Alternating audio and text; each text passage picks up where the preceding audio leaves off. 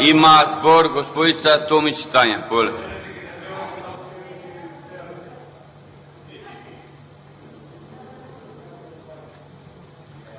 Благодарам, председателе.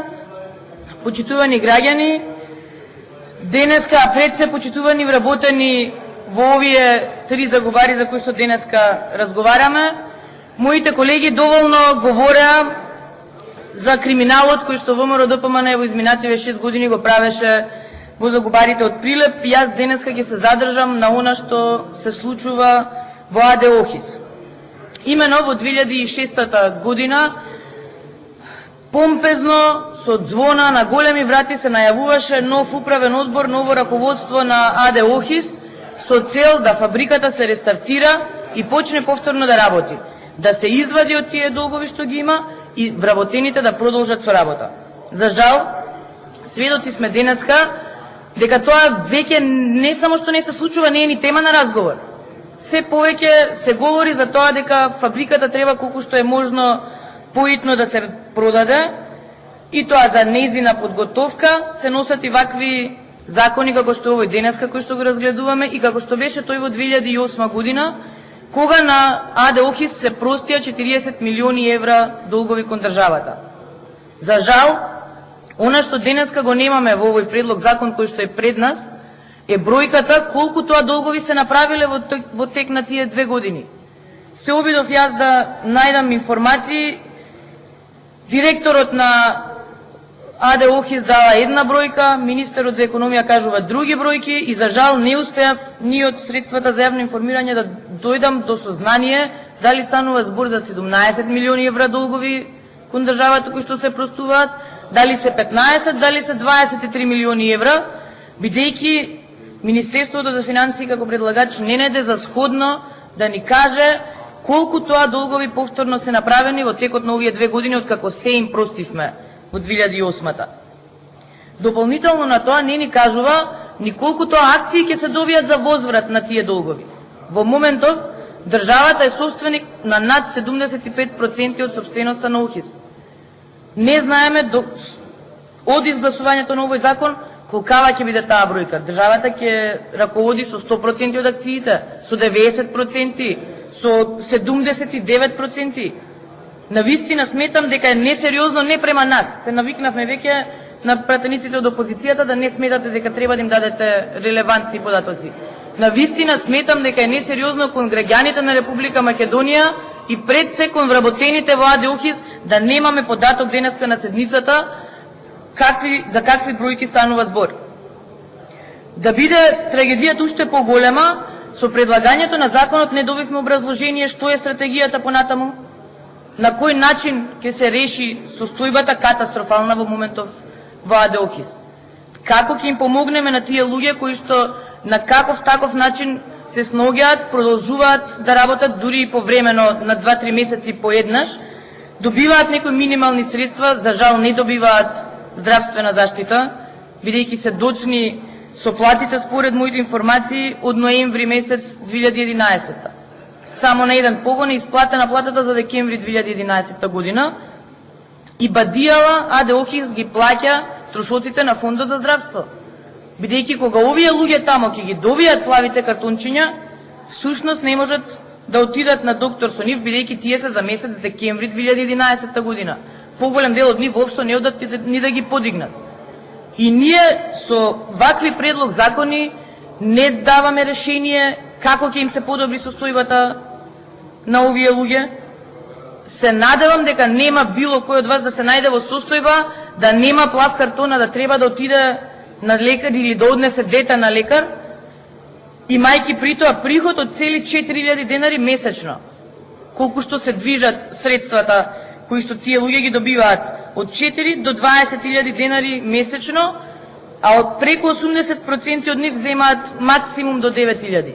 Овие поголемите плати се предпоставувам за управниот одбор, кој што и покрај тоа што во текот на овој месец ги прати на принуден одмор сите 845 вработени, продолжи да работи.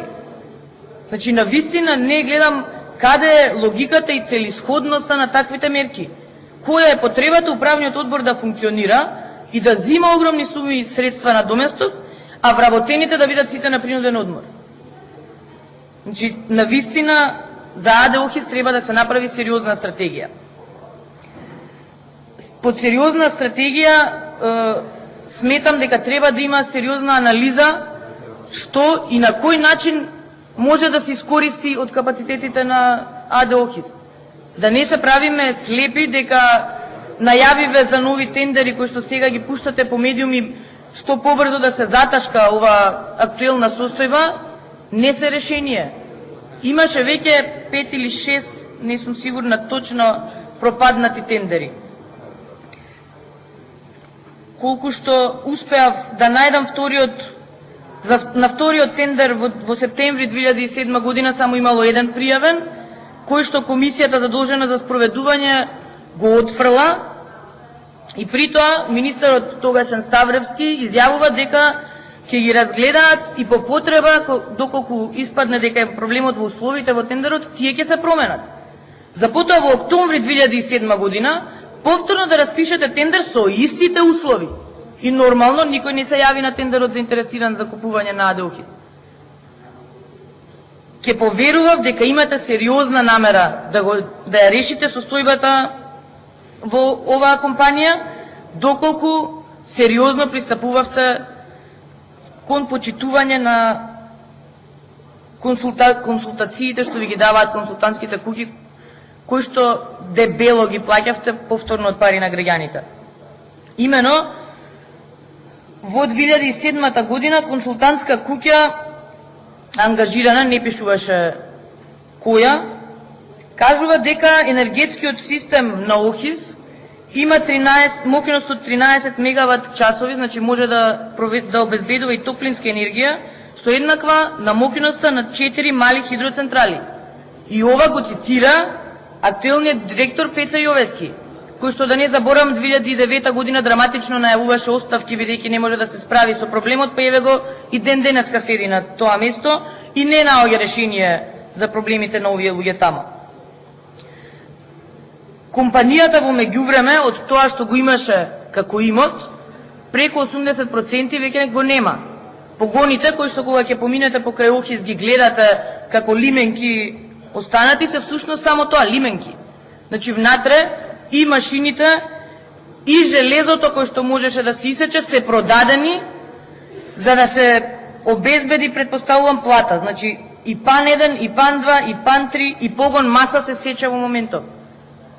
И повторно се обидуваме да се лажеме дека некој со еднакви услови на тендер ќе дојде и ќе го купи Охис и ќе го рестартира, бидејќи очигледно вашава помпезна најава на менаџерски способен тим кој што ќе рестартира фабриката не успеа. Наместо тоа, од 1860 вработени, бројката е симната на 845. Да не говорам дека во некои златни времења таму работеат 4 до 5000 луѓе кои што редовно зимаа плата. И денеска во денешен вест има текст кој што вели дека Охис ќе се продава за почетна цена од 14.000 евра. Па навистина сметам дека е смешно. Ако во 2007 имало понудувач за 8 милиони евра, во 2012 да го продаваме за 14.000 евра почетна цена, при тоа со зголемен државен влог. Значи нема да се продаваат 50% од акциите како што тоа било случај во 2007, туку ако ова го изгласаме денеска, ќе се продаваат 80, 90 или 100% од акциите на фабриката за стартни 14.000 евра. Само колку да ве подсетам, Охис има само земјиште од 10 хектари или 1 милион метри квадратни. Има собствена железничка и патна инфраструктура внатре во фабриката од 10 километри. Има асфалтна мрежа околу фабриката од 20 километри. Има хали, има административни згради и така натаму и така натаму. Ке ги дадеме за стартна цена од 14.000 евра. Без при тоа да знаеме што всушност ќе стои во поварувањето од тендерот. Дали на вистина, како што се тврди сега, ќе се обидеме да се погрижиме за правата на работниците, или и дел од овие 845, како што предходните 800 порано беа пуштени во пензија или беа исплатени по 1000 евра надомест и беа пријавени како технолошки вишак, повторно ќе бидат принудени да прифатат такви некои решенија.